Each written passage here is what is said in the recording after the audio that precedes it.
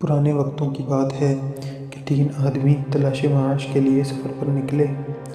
راستے میں انہیں تیز بارش نے گھیر لیا اور وہ پناہ لینے کے لیے بھاگ کر ایک غار میں داخل ہو گئے۔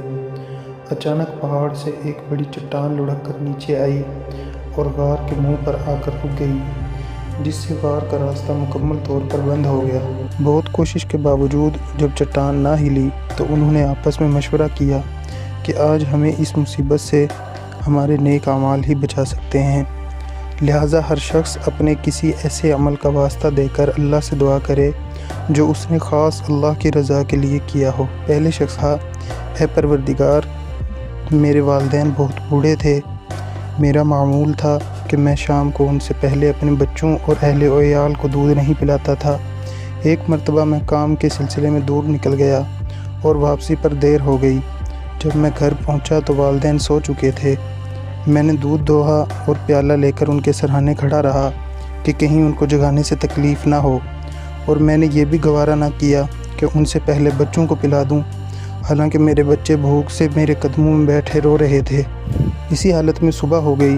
اے اللہ، اگر میں نے یہ کام تیری رضا کے لیے کیا تھا تو اس چٹان کو ہم سے ہٹا دے۔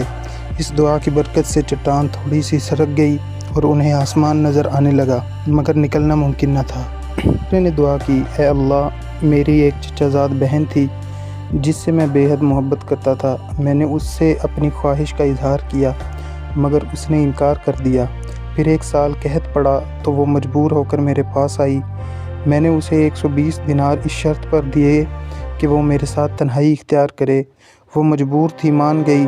جب میں اس پر قابو پا چکا تو اس نے کہا، اللہ سے ڈرو، یعنی گناہ نہ کرو۔ یہ سن کر میرے دل میں تیرا خوف پیدا ہوا۔ میں فوراً پیچھے ہٹ گیا اور وہ سونا بھی اسے دے دیا اور گناہ سے باز رہا۔ اے اللہ، اگر میں نے یہ عمل صرف تیرے ڈر اور رضا کے لیے کیا تھا تو ہماری مشکل دور فرما۔ چٹان مزید تھوڑی سی ہٹ گئی لیکن ابھی بھی نکلنے کا راستہ نہیں بنا تھا۔ تیسرے شخص نے دعا کی، اے پروردگار، میں نے کچھ مزدوروں سے کام کروایا اور سب کو ان کی مزدوری دے دی، سوائے ایک مزدور کے جو اپنی مزدوری چھوڑ کر چلا گیا۔